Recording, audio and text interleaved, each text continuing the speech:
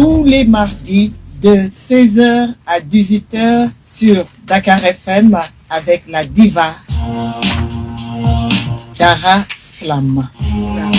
Slam 94.5 Dakar FM, la radio bonheur.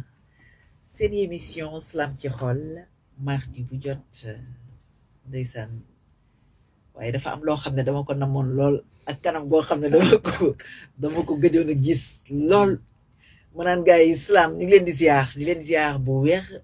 ziar bu weex naan ko Slam bàyyi ko mu nuyoo gars yi ba pare gis nga ñi dugg ci biir li laxas ci biir moo bari affaire de pël yooyu la quoi affaire non pël yi ak joolaay nag boole ci non pas joolaay séeréer yi non ren mère moo ci lëma su fu mu toll nii et de profiter de cette occasion du wax Slam à toute auditrice de la 94.5 Dakar FM comme niñ koy defee comme niñ ko daan defee avant juste shahru Ramadan bi donc de 16h jusqu'à 18h en compagnie de la radio Dakar FM et Dara Slam ak Gabi Slam bon voilà ñu war a partager le savoir l'art de l'écriture de la poésie dellu sul dakkase ci addub gémbi guney mbedd muuminu yàlla yi gaddu këll ci seen wagg yu nooy nepp.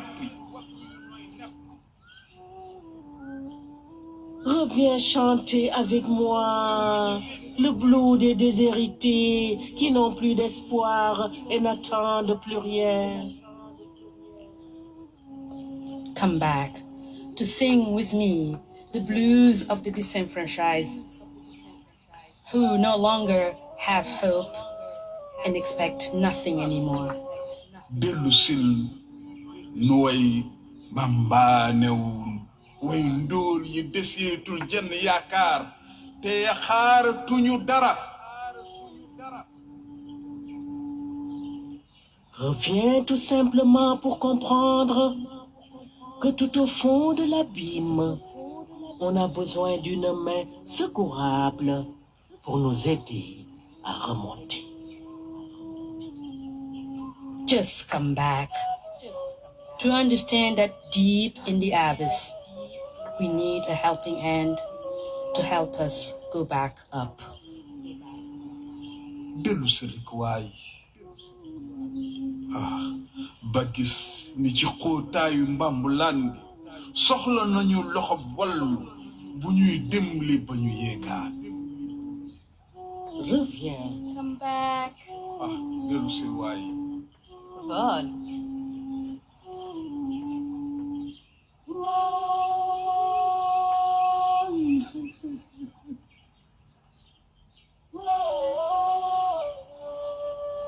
Volt.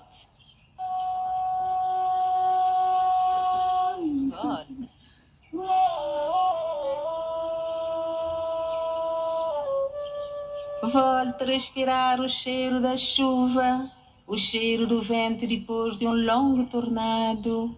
Quando o estrumo e a areia exalam aquele cheiro do humus, misturado com o ar vivificante.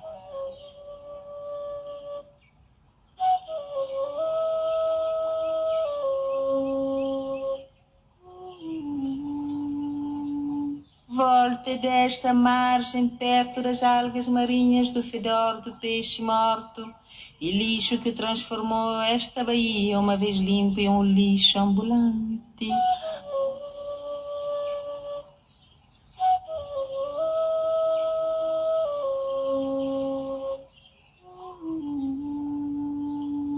Volte para dançar o som do djembe das crianças da rua querubins, taças penduradas nos ombros frágeis. Volta e canta comigo blues dos exerdados que não têm esperança e não esperam nada. Merci reviens bu Fatou Yeli kon nag dafa am fu mu ñu dellu si waat ndax benn moment mel na ni ne dañoo demoon waaye demuñu fenn ndax ñun ñëpp xel yeeg xol yëpp a ngi ci biir waaye tey jii ñu toogaat fii mu mel ni dellu si waat nañu kon mu am leneen loo xamante ne moom la ñuy jox ñu koy bégee bu baax a baax la maman des slameuses de slameurs donc kon ci biir bu fekkente ni ñoom Capo ñoom Gladiateur ndeysaan ñoom Camon ñoom ñëpp jëwriñ ji ñi fi nekk bu ko dee lim sax duñu fi jógee surtout nag xale yi tamit xale yi jigéen yi ñoom ñëpp vraiment waa Slam ñoom tamit groupe Slam ci xol ñu ngi leen di bégee Slam Woman waaw mi ngi noonu waaw waa Black Woman ñu ngi leen di bégee Black Woman ñu ngi leen di bégee bu baax a baax di leen jox cër bu baax a baax fii ci 94.5. pas mal de gars yoo xamante ne actuellement ñu ñuy suivre comme JKM Mendy de Kër Massar bëgg Mame Cheikh aussi ñuy rafetlu bu baax baax ñi gars yi ñuy suivre aussi auditeurs yi ak auditrices yi nga xamante ne am nañ habitude daan déglu émission bi parce que c'est une émission bu conscient émission boo xamante ni dañ jóg juste pour defar aussi pour wax juste sur l'écriture par rapport ak plume ni mu mel par rapport ak impact bi nga xamante ne war na ko mën a def ci société wax xale la JKM ndaanaan la mu nekk koo xamante ne ñi ko xamul dinañ am chance su découvrir ko mardi prochain parce que moom nar na fee teew moom JKM donc ci li nga xamante ne moo ne ci moom mu génnee ci tuuti jox leen ko bokk ak yéen kon xam naa ne jombul ci kanam dina dugg ngeen jot a dégg baatam xam mooy kan ngeen xam ne mardi bi di ñëw nee na du yóbbu benn yoon kon dama li koy béggee bu baax a baax fils di ko jox cër fii ci 94.5 seen émission Slam ci xol la ngir tamit gars yi du ngeen jot a créer ndax Slam loolu la Slam gars yi da ngay taxaw léegi donc créer sa scène léegi fi nga taxaw léegi mën nga taxaw créer sa scène dégg nga su ko defee nag déclamer li nga xam ne moo fi nekk nga bëgg ko déclamer te gars yi li ñu war a déclamer li ñu war a pare bari na donc lii société bi di dund bari na Slam nekk loo xam ne saa su ne soo ci duggee rek xale yi thème bu ñu indi rek da nga ciy jàng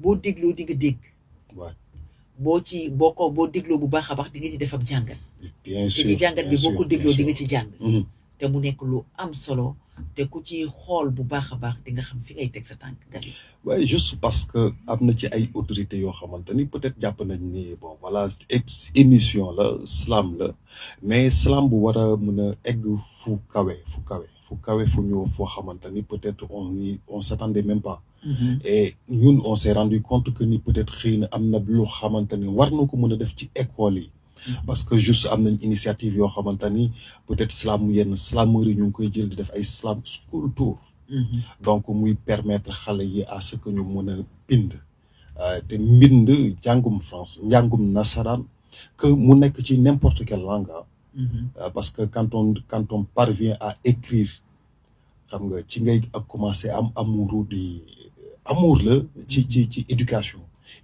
dafa am lu bari loo xamante ni daf koy def ci éducation te tey éducation boobu moo nekk en voie de disparition parce que tey boo xoolee da ngay wax ni peut-être Sénégal dafa am lu bari loo xamante ne dañ ko ñàkk est-ce que culture bi mu ngi koy defaat ci askan bi donc c'est des questions yoo xamante on peut se poser mën nañ ci xalaat 24/24 peut-être du ñu am wala soit du ñu gaaw a daj réponse bi te lu ni mel aussi baax na pour que autorités yi di ci bàyyi xel pour xam ni defuñu ko pour ñun dañ ko def parce que dañu am amouru Sénégal dañ ko def parce que dañu am amouru suñu dëkk dañu am fierté suñu réew parce que mbind bi moo commencé nekk ci ñoom dinañ ko gën a yaatalaat moo commencé nekk ci ñoom kon soo mënee ci réseaux sociaux yi muy dañ ciy nekk nga gis ay ñoom Gladiateur Kéba xale yi ñoom ñëpp ku ci nekk yaa ngi xool am liggéey loo xalaat tuuti rek nga bind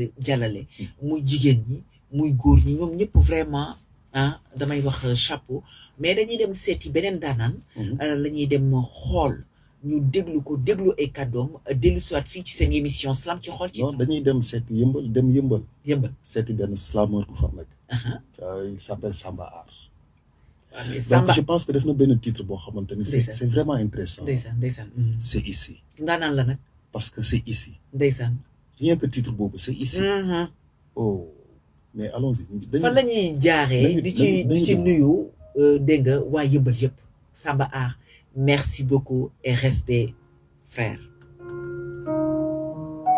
C'est ici que nous entamerons notre discussion, faisant la distinction, repoussant le mal, prenant le bien. C'est ici et maintenant que nous nous minimisons. Avez-vous une fois vu l'Occident se noircir? C'est ici. C'est ici.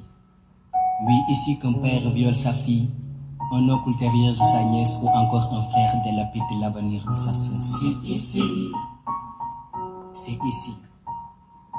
C'est ici où les droits sont ignorés, les devoirs banalisés et les actes mal posés. C'est ici. C'est ici où le comportement devenant de plus en plus horrible. La vérité se lave de notre âme telle une tache au corps. Les dégâts se multiplient et eux-mêmes se glorifient. C'est ici où la jeunesse pleure, l'éducation en sueur, le gouvernement leurre. Fii la mag di tëddee kama nijaay di sàkku jarbaatam bàyyi dëkk ci doomam ma. Fii la jikko yi ràbbee, fii la yàqu-yàqu yi baree, fii la dëgg nax sa yeey. Fii la njàng mi gasaxee, fii la way jàngale yi laccaxee, fii la gouvernement bi fonaxee. Fii la ndongo daara yi dëkkee ci gàllankoor, daara yi di wéy di am ay moor. Fii la ñu fàttee Bassirou Faye, Fallou Sène ñëw di desu xamee seeni biir dara antuwul. Fii la c'est ici, tout se passe ici.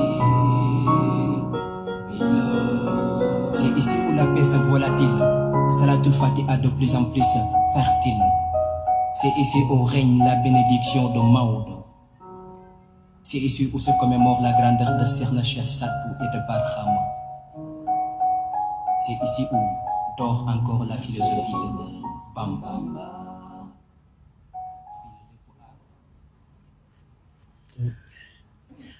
Slam. Et di ko jaajëfal bu baax Samba Art. waaye c'est ici. waa plume d'éveil. waa plume d'éveil. Yes. ñu ciy jaaxe di ci nuyu. waaleykum salaam. Slam.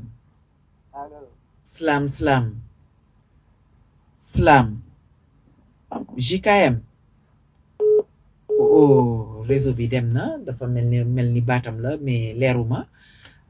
kon ci 33 821 88 11 wala bokk mu nekk xëy na Poète Griot mën na nekk moom ba tey waaye ci noonu rek ñu naan Fili Ali Soumaré kooku tamit ndaanaan la nekk artiste boo xamante ne plein moom nag jamono yi li muy toog Sénégal bariwul tey moo ñuy envoyé message Facebook waaye ñu ngi koy béggee moom Fili Ali Soumaré waaw Fili Ali xam naa ne nag am na yu bari yu mag yu muy pare yu bari waaye xam naa ne moom bés bu fekkente ne mi ngi fii Sénégal wala bokk bu dellu siwaatee Sénégal kooku dinañ am pour li ndaanaan la daal ndaanaan la kon ñu ngi koy béggee bu baax a baax merci beaucoup Fili Ali ak Monique Massia du côté de la France. Big up à vous. Merci beaucoup Monique, c'est gentil de votre part. Aliou Pouy ñu ngi koy béggee bu baax a baax machallah moom tamit di ko jox cër bu baax a baax fii ci 94.5 excellente écoute à vous 33 821 88 11 33 821 88 11 c'est une émission Slam ci xol di am mardi bu jot fii ci 94.5 mais 16h à 18h Gabi. Ouais, Slam.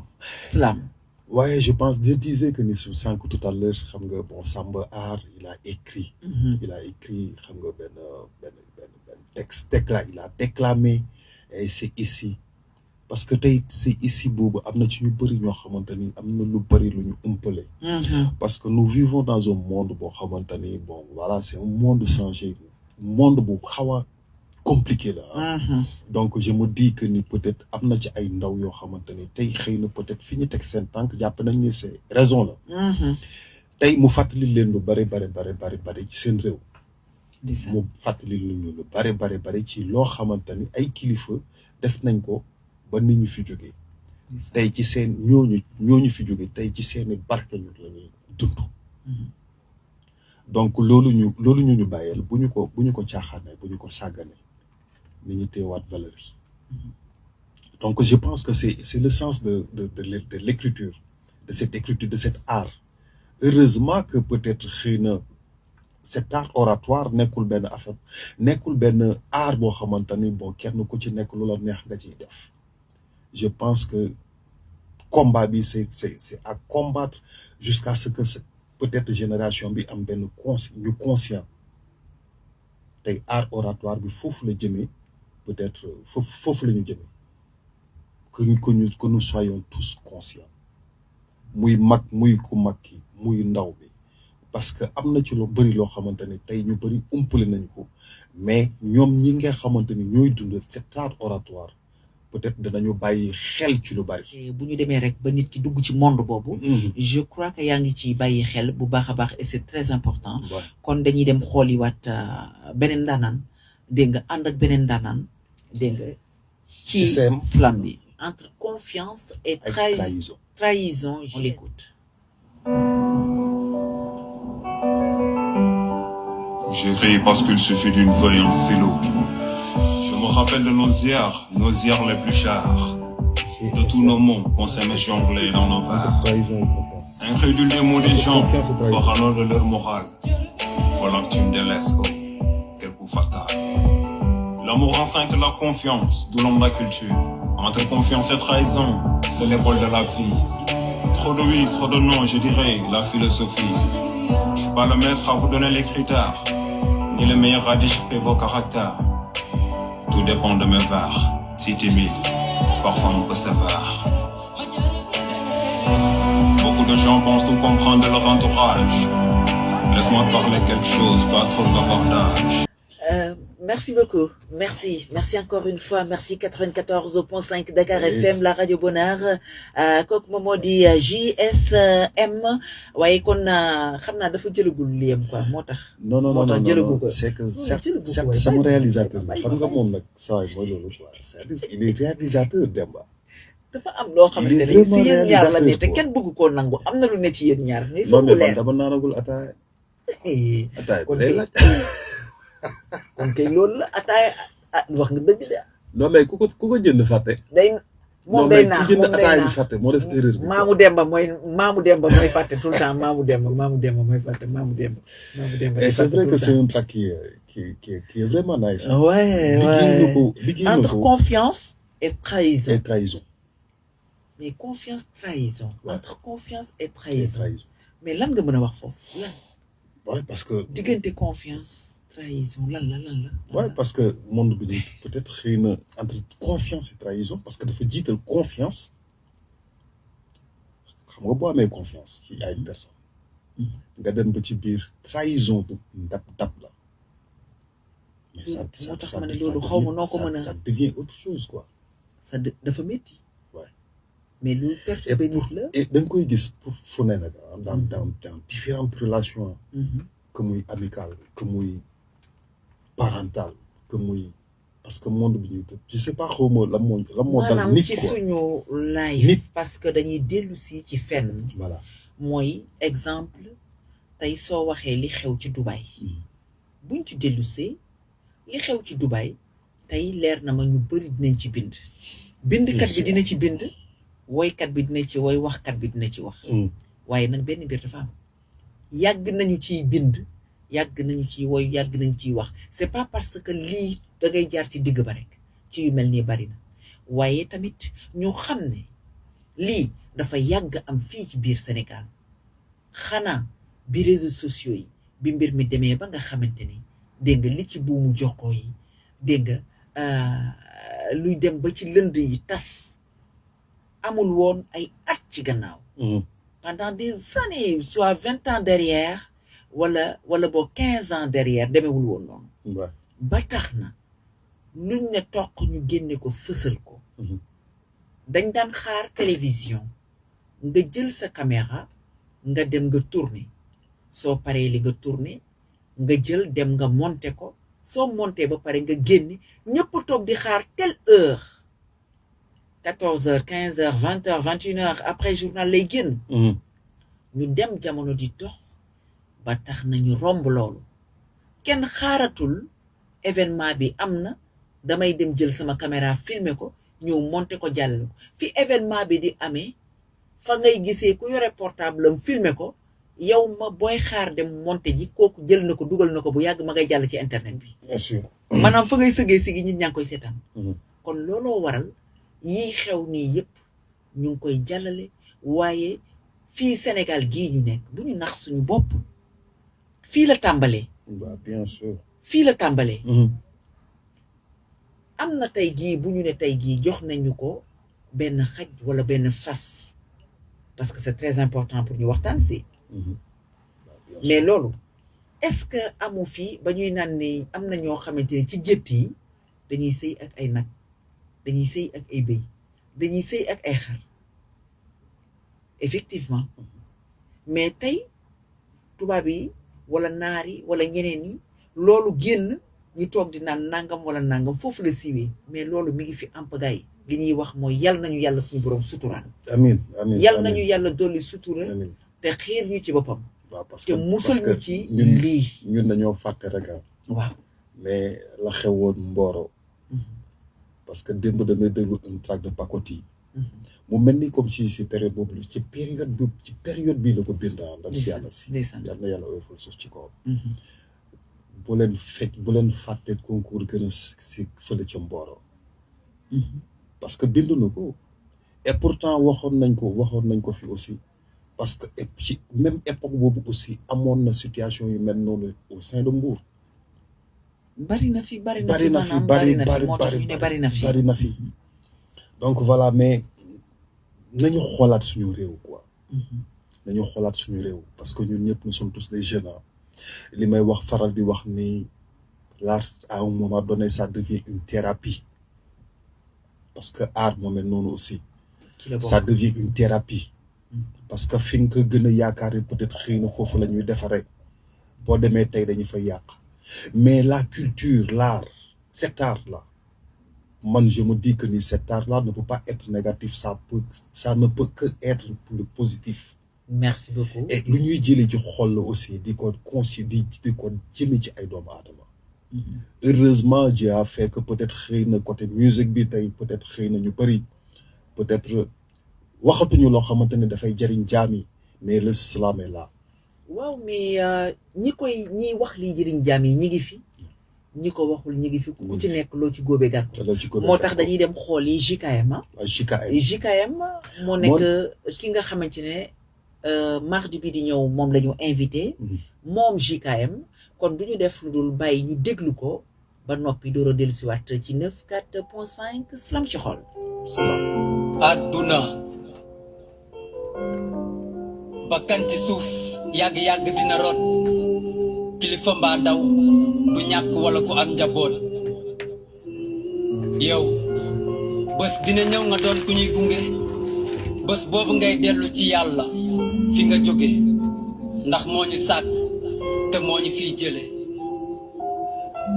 mag toog na gis lu xale bu taxaw dul gis malaaka ñëw na jël si ruu mag te kenn du ko gis nee nañ dee du tàggoo waaye dina la bett bu dee ndaw nañu ñafe góorgóorlu fexe bàyyi fi luy mën a law lan mooy dee mooy dem te doo ñëwaat ñu dem jiitu nañ ñu waaye lu métti mooy dootuñu leen gisaat rongañ toog xool jeex malaaka ñëw na téye kurus wala chapelet delloo xel ci yàlla nay rafet fii yàlla bay sa tool am nay nitu yàlla sax yu amul yére yu ñu sol su yàlla xoolee suñuy jëf waat naa ne du baax nañu fexe ba bu dee ñëwee mu fekk ñu ci lu baax am na ñuy muñ di dund nakar ak tiis sonn ñàkk li ñu lekk di dee ak xiif borom doole yaa ngi bëgg ndax ñàkkuñu dara néew ji doole yaa ngi wër di wut ndax amuñu dara lu ñu lekk wala lu ñu naan ñenn ñaa ngi jooy di sonn di wut fu ñu fa naan bul gis nit ak alalam nga ñee ko xamoo ni mu def ba am boobu mu am ko nit def na sacrifice ba sacrifier doomam alalu àdduna moo ko jaral lu ne ba mu tooñ boppam tuub naa wallaay dama bëgg a changer melokaan jéem a def lu baax yokku fula te wàññi caaxaan def lu baax pour waajal bés bi may sang dugal mi ci sama keesu néew àdduna du dara lu dul demal maa ngi ñëw nañ delloo xel ci yàlla JKM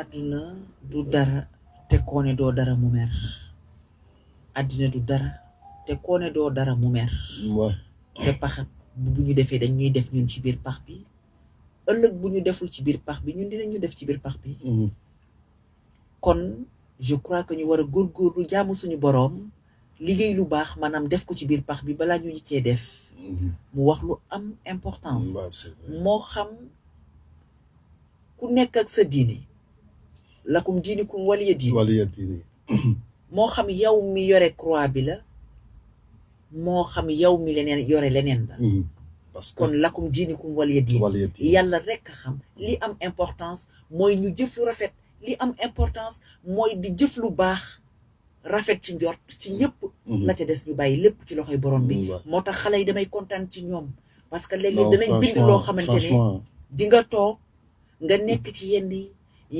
nekk ci yeneen vibes waaye nga dégluwaat ñu delloowaat la ci borom bi et c'est très important Gaby non mais bien sûr parce Machallah. que quel est le sens de ma vie c'est-à-dire à tout moment nit war na mën a poser boppam question dox ba ci yàgg jékki-jékki ne quel est le sens de ma vie lan mooy les raisons de ma vie nit daf ko war a di poser boppam à tout moment liggéey jaamu yàlla la dëgg la liggéey jaamu yàlla ci biir liggéey bi nag soyons de telle sorte que nañ ko defar de telle sorte que mu positif parce que li ngay liggéey buñ la ko laajee bul ci rus quoi mais bu dee liggéey buñ la ko laajee jomm nga ko wax non mais attends laisse tomber quoi parce que laisse tomber da nga wax lu am importance kon dañuy dellu siwaat je crois que da nga ne ma sànq maam dama lay indil May Samara moom nga ma wax sànq te moom tamit yàlla suñu borom dogal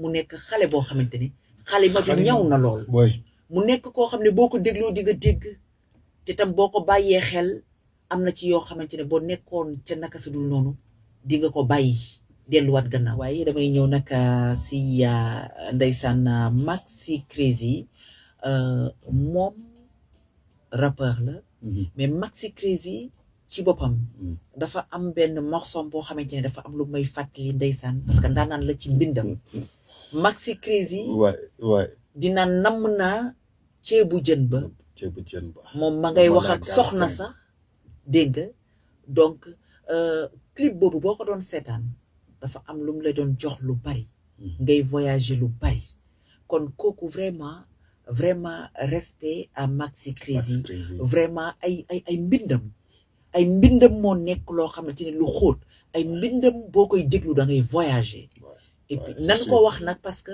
bu ñu ñëwee ci wàllu mbind da ngay gis rappeurs yi ñoo xamante ne tey jii soo rappee mel ni na ne yaa ngi slam dégg nga mais mbind maa am solo ndax ku ko dégg jële ci njëriñ ci Maxi Crazy c'est vrai que Maxi Crazy il fait partie des meilleurs écrivains ah ben oui parce que époque boobu noonu dafa yàgg et il fait partie des meilleurs écrivains il a écrit même bind na même jox woykat loolu am na tamit xam naa ci dara kooku franchement il est à solliciter et tey slam bi boo xoolee c'est juste la continuité de culture urbaine boobu parce que Matador sokk bi mu joxee son boobu Sonn Boy effectivement parce que xam nga il l'a fait en 2 versions première version bi mu ngi ci first album PNG 44 ndeysaan deuxième bi après ci la jobaat son bi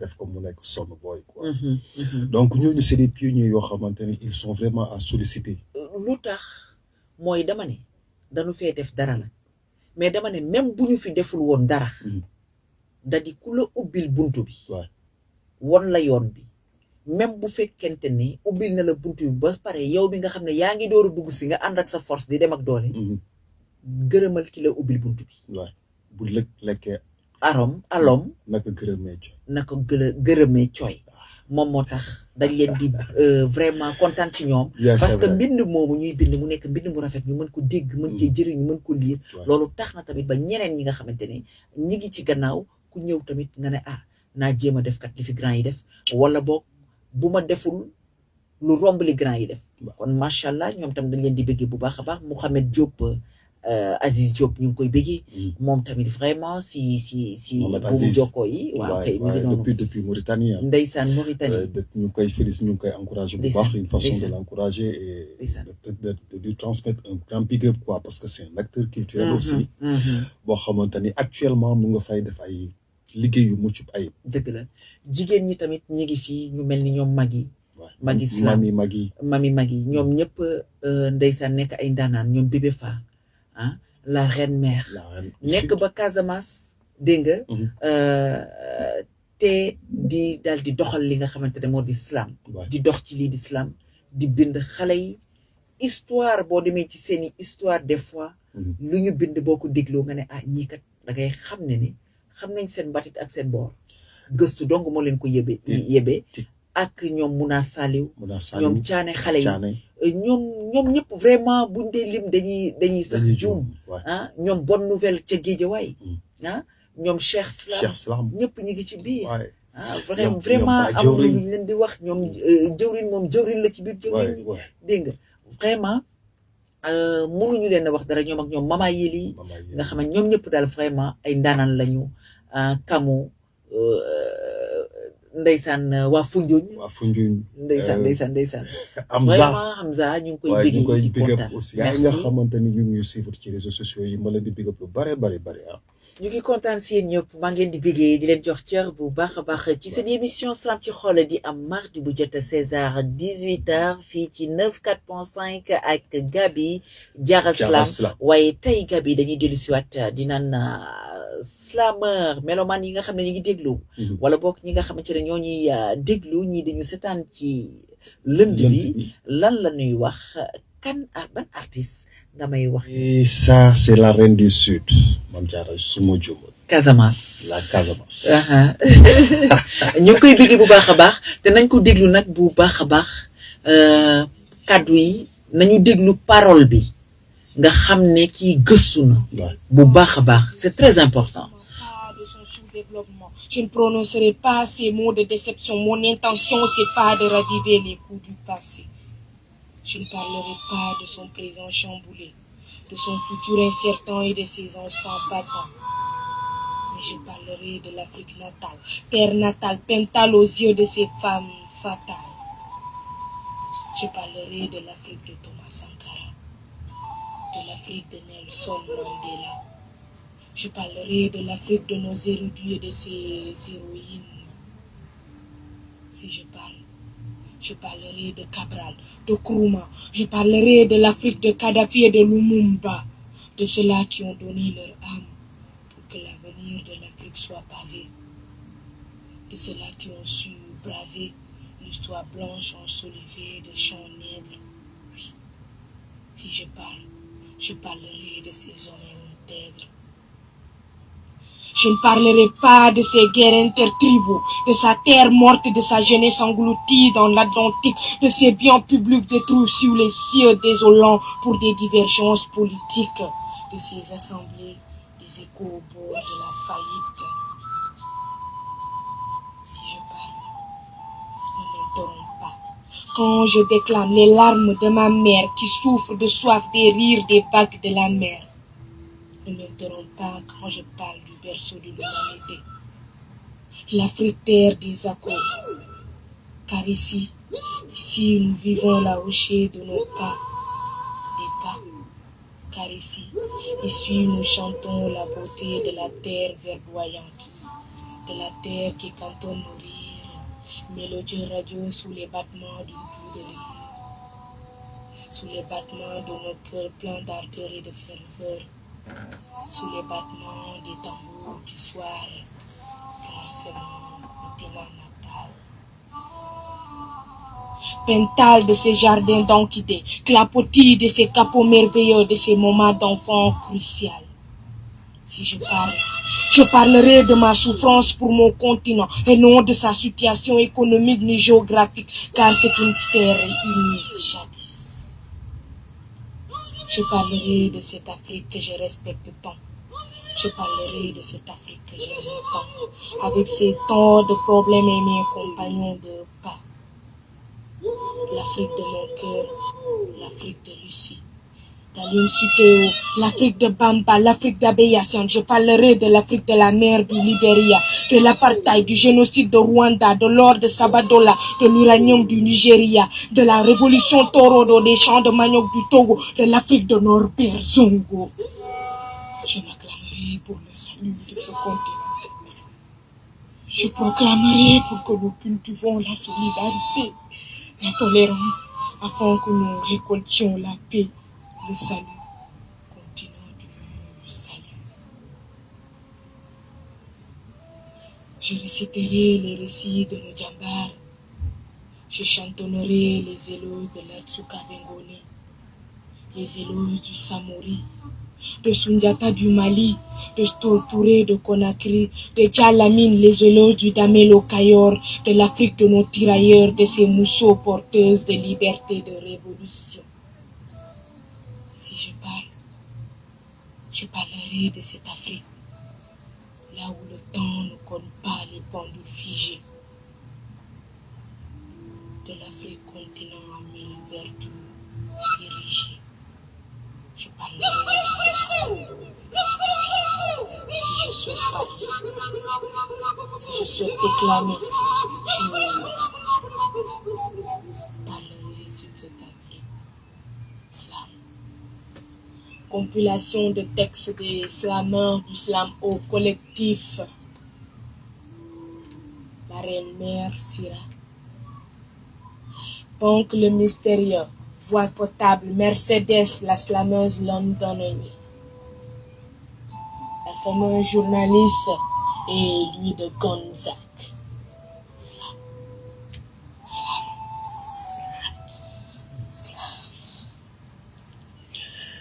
Slam. Slam.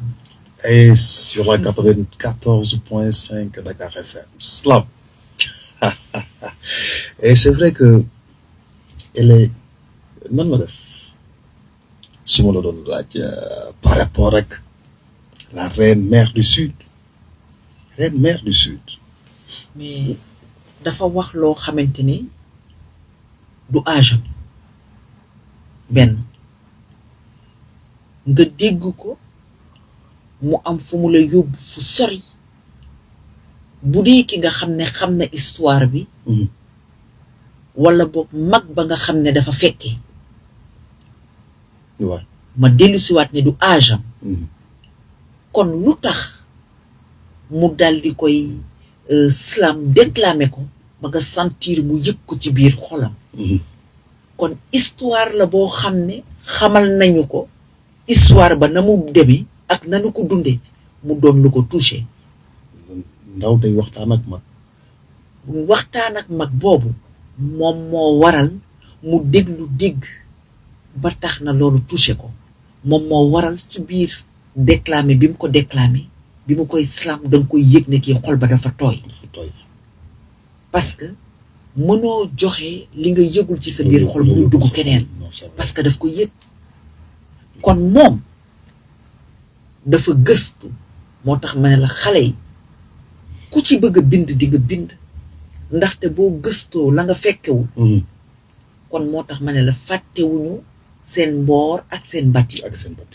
kon li nga xamante ne moom moo di seen histoire xale yi bu ñu gëstoo rek dinañ ci bind loo xam ne ku ko dégg sa rongoñ tuur non mais c'est vrai te je dis chapeau machallah xalel la jigéen la mais boo ko gisee buñ ne la mi ngi nii tey nga ne du moom te loo ci xamul dafa làq différentes facettes ben oui dafa am lu bëri lu nëbbatu ci moom aussi ci dinañ ci xami dara nag dinañ ci xami dara voilà justement parce que parfois il est fort normal que nit ñi ñuy dem di leen xaw a jege ji ñu leen di côtoyer wala ñu leen di lijjanti parce que boo leen di lijjanti tu comprendras que ni yére bi ñu sol du lu yére bu yomb du lu yomb du ko jóg sol ko xëy na peut-être c'est une art oratoire tey bu ñuy wax peut-être kii wax moom bëgg na ut benn technicité boo xamante ne moom lay waxee mais est-ce que ñëpp mën nañu ko wala ñëpp mën nañ ko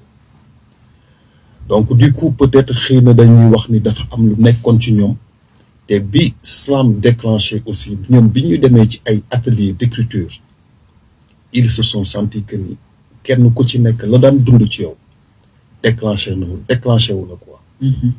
tey ñu dem di waxtaan ak de sorte que tey ñu dem di waxtaan ak ay mag yoo xamante ni après tey dañuy génne loo xamante ni moo leen sax mag comme niñ ko waxee Mame Diarra.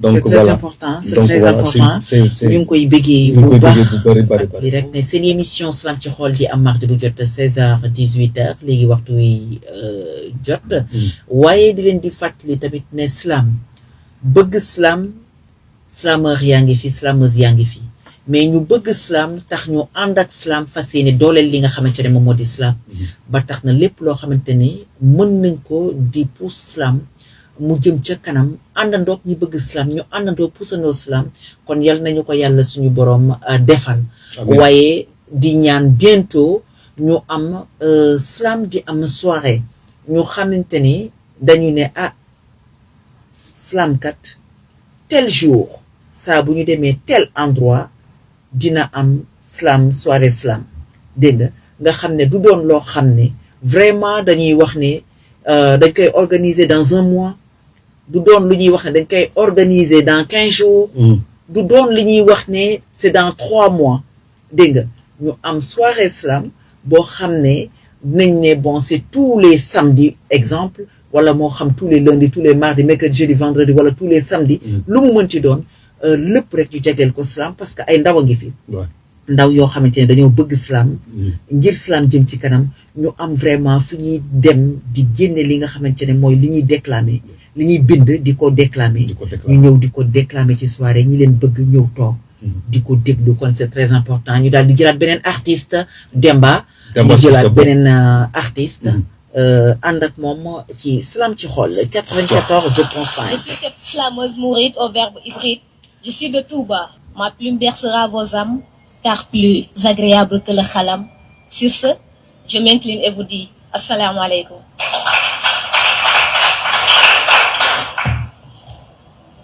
dëgg la matuma waaye maa lay mottali bi nga wéetee aljanna man la yàlla yónni ngir ma lay wéetali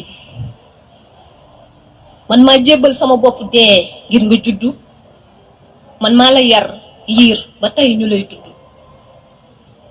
bi ngay ñëw doo woon dara manoo woon itam dara ma def ci yow dara ba nga xam am man dara waaye tey xalaatoo ci man dara lu dul di ma néewal doole bés bu yàlla sàkk nga may wan ni nga ma ëppee doole bi may tay la sama nafs ngir nga juddu du woon ngir nga tiisal sama dund soo ma yërëmul jox ma li ma moom samay rongoñ waroo ko tuur ginnaaw yàlla man maa tax nga juddu dund màgg ba doon góor maa la nampal ba nga am kàttan kon waroo ma dóor maa la def mbër jox ma cër waroo ma sàkku waxuma laa nga def ko ngóora ba ci bàkku jigéen laa maa la jur ki la jox tur jural lay doom ngelaw waaye soo ma mënul faj bul xolli samay góom góor gi ana sa yërmande fan la féete jigéen la te dafa néew doole am danga koy fàtte dëgg la yow yaay kilifaam waaye taxul mu doon sa mbaam soo amee xolu toroxal ko rek yelloo nga turu jaam ana lu tax balaa ngaa yëg sa bopp rek danga koy saaga ndey mën a tekk rek yenn saa nga xëcc ko dóor deret ju ball wala ngaan te bés bu yàlla sàkk mu lay muñal sa melokaan ana lu tax balaa ngaa yëg sa bopp rek dangaa xotti ay yéreem sàkku ko te du wax ndax làmmiñam bi nga jël rocci ko ana lu tax mënoo leen jox cër jigéen lu dul di ko néewal doole di ko saaga ndey te moonte foo leen jàqee di yuuxu wuy sama ndey góor gi ki yàlla dindi ci sa faaru càmmoñ sàkk ko ngir yàlla soo ko mënul ormal bàyyi ko elle qui cumule moult tâches sans tâche ou encore un relâche elle qui subit les mépris sans répit ou pousser le moindre cri elle le rend fort du soi-disant plus fort elle l'éducatrice la protectrice soxlawul dërëm lee ko yërëm gërëm te jox ko cëram. Merci beaucoup kooku nag moom moo di Bébé Fa nekk slameuse Bébé Fa nekk xalel nekk di jàng nekk lu ndaw waaye bëgg lii di slam Bébé Fa nekk koo xamante ne ma nga dëkk ca Touba nekk ca Ndindi kon mu bokk ci jigéen ñi ba léegi lii rek di leen di wan ne slameuse yaa ngi fi li mu wax mu nekk lu am solo may taxaw ci wetam ngir góor koo xamante ne yaa ngi taxaw di wàññi doole jigéen ndax wàññi doole jigéen weesuwul dégg nga di ko bundu xataal di ko wax lu metti kon kooku force ba mu amoon wàññi nga ko waaye ma taxawaat ci wetam ndax góor gi nga xamante ne yaa ngi tax jigéen bi nga xamante ne ay salañ-salañam mu bari woon ko lool nga di ko wàññi ndax kat jigéen am na yoo xam ne boo ko dee teg salañ-salañ yamu tàmmoon na mu bëggee di jóg di la bégal wala di bégal nit ñi da koy réer ndaxte bokk xelam du dal ba tax na mu def la nga xamante ne moom la bëgg a def kon góor gu bon lañuy wax foofu góor ga taxul ñu naan góor waaye yëgal ne ndegam man sa faaru càmmoñ lañ ma bindee lanu ma sàkkee ñu jëlaat ma dénk ma la ma ñëw ñu muur ma ñëw ci biir kër gi sëy si fas yéene seey si jël sama puso di dajale mbokk gi lu tasaaroo ma ñaw kon nag nga la jàppale ma boo ma jàppalee ma jël sama puso ànd ceeg yow ñu booloo nekk benn Gabi tellement li ngay wax c'est touchant c'est touchant dafa mel ni comme si tu as parlé au nom de toutes les femmes. Ah ben oui. Ouais. Dafa neex. Ndeysaan. Parce qu'on dirait que tu déclames. Parce que me lay dégg dafa mel ni comme si tu déclamais.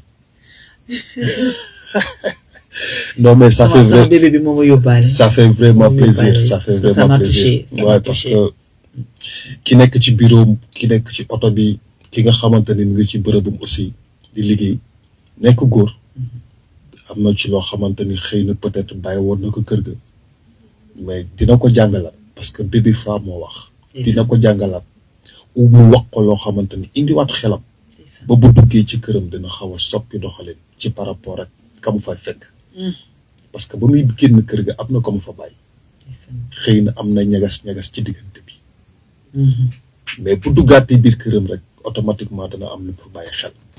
Donc voilà, nous sommes juste au terme de cette émission, Mame Diarra. Donc un mois de repos la woon mais là waxtu bi gaaw na ah. jot na. donc ci fii rek la ñuy tàggatoowee ak ñoom di leen di jox ndaje. mardi bi di ñëw ci beneen émission Salam ci xol invité bi nag nekk ndeysaan Chikaay moo fi nar a teew ki la nekkaloon ci xarale gi di seen xarit nag Demba Sarr ñu ngi koy bëggee di ko jox ceex bu baax a baax sama sët boobu sama chéri boobu. merci beaucoup. dinaan nag émission bi jeex na. waaw donc voilà damay bàyyi ak auditeurs yi souhaiter leen une très bonne écoute. Et puis bon voilà, bonne suite des programmes sur la 94.5 et di leen jox dig daje mardi prochain inchallah ak JKM. Merci beaucoup.